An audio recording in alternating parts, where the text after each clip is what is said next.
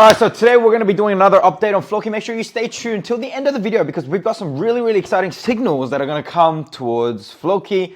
And I think y'all should be pretty excited about that. And without further ado, I'm of course the most open-minded investor / NFT artist on YouTube with a diverse appetite for risky asset classes ranging between shopping centers and shitcoins, but not government bonds, creating contact-led, family-friendly, cookie-accepting, cat-free, technical and specialized tutorials and guidelines to harness the generational wealth transfer found in crypto trends. And as a believer of Jesus Christ and a fan of Gary and an extremely well-educated and multilingual Korean opera with hair naturally curlier than the average Asian male and highly coveted by many moms and daughters, also known as Humble Kim. And today we're jumping into a very good news.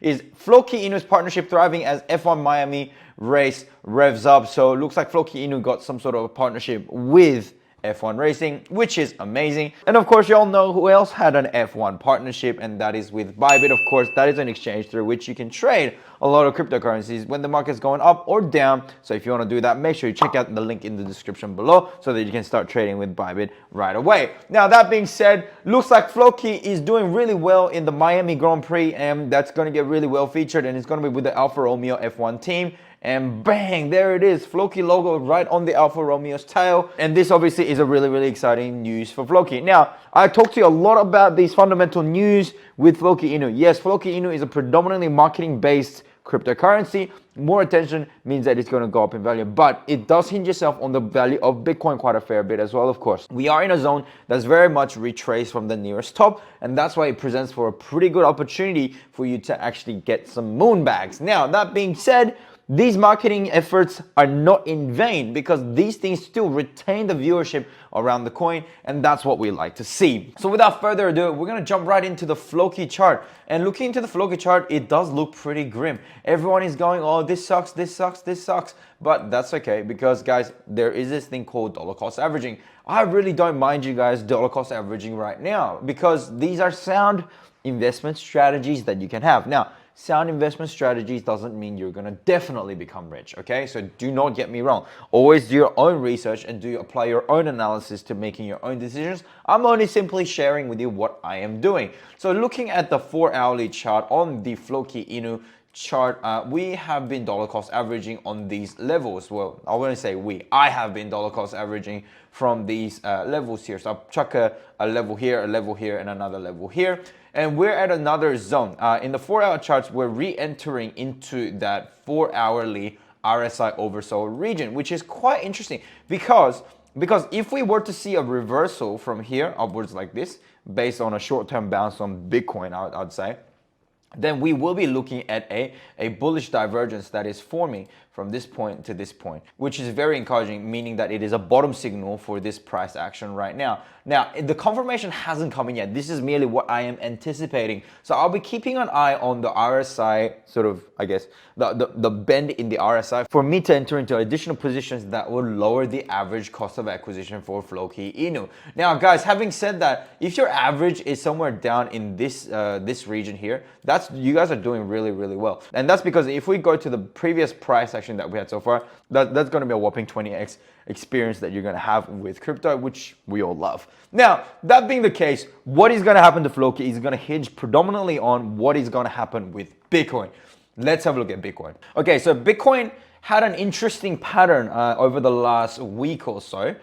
So looking at Bitcoin, we did identify a channel forming. We did identify this first initial line of support, which we thought we could bounce off of, and we did see that bounce briefly. However, it did break that, and the next support that we were going to see it bounce off of was this secondary line of support that was formed. Now, that also got broken, and I'll tell you why. It's because of the whales. A lot of people activated buy orders here. A lot of people activated buy orders here.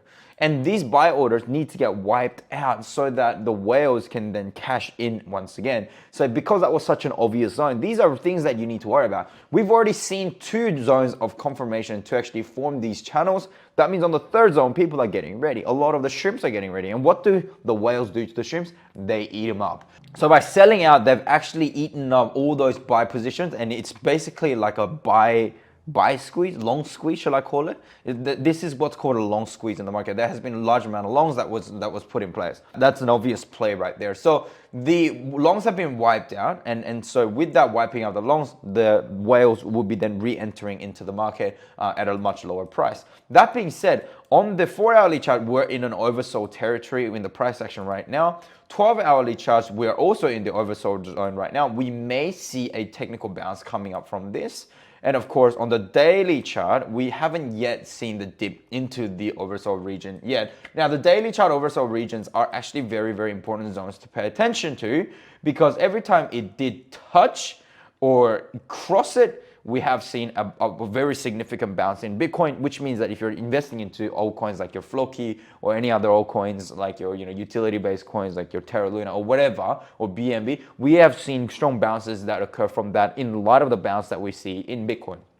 So that being the case, we have seen that price action cause a dip in the RSI back in 2021 in May, from which there was a whopping 2x plus gain on Bitcoin, which obviously you all know is a much stronger gain that you can experience on altcoins with lower market caps. So these are very, very strong zones that we need to start paying attention to, even when they just merely touch, which was back in December 2021, and another time in 2022 January. We do see small yet strong bounces that come from these zones. So these will be very important zones to pay attention to. Next zone that you really need to pay attention to is the near-term support that we have seen at the bottom of January 2022. We would be expecting to see a bounce out of that.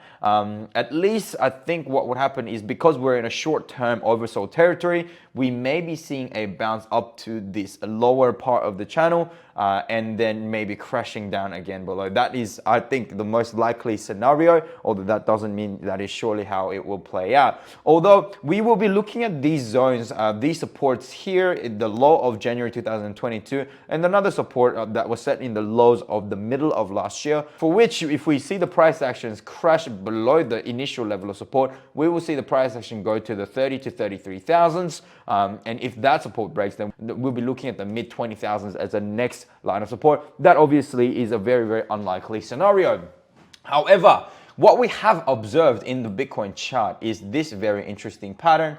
And that interesting pattern is what is called a bear flag. So we have identified this channel, and according to this very general theory of technical analysis and trading, we do identify this bear flag. That means we will be seeing the price action targeted around the 24,000s, which obviously is a pretty dire scenario, I guess, and the likelihood of that is could be very, very low. Doesn't mean it will never happen, but it could happen as well. But these are zones that you need to pay close attention to, and of course, when these bounces occur, it is very smart for you to take profits, and those bounces are going to occur around these key support zones and giving you buying opportunities for you to make those small yet strong profits. Now, that being the case, what I have seen is that if we look at the 3-day chart on Bitcoin, so if we look in the last, say, 5 years worth of history in Bitcoin, every time the RSI dips into the 3-day RSI oversold regions, those regions have been really, really good points of entry for us. Okay, a little bit happening here as well, but we have not yet gotten into that territory yet, but we do anticipate it. If the price action does fall according to that bear flag, then we would be anticipating something similar to that effect as well, of course. That being the case, we are anticipating some really, really strong excitement on the chart of Bitcoin, as we see this signal that has been very consistent over the past almost 8 years that we're seeing in the history of Bitcoin. And looking at this chart,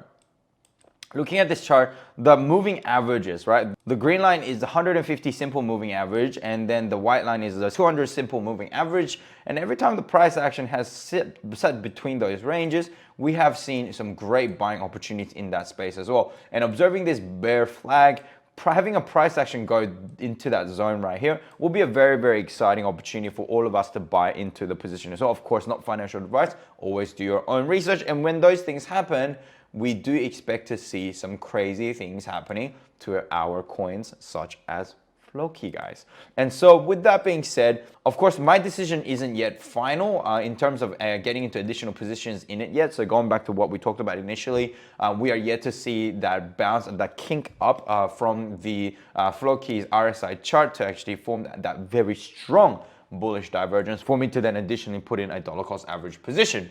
That being the case, I did fail, however, to exit out of this position that gave me that 14% gain. And that's because I don't mind holding some positions now because we are so strongly below our previous high. So we have a lot of exciting stuff to anticipate right now.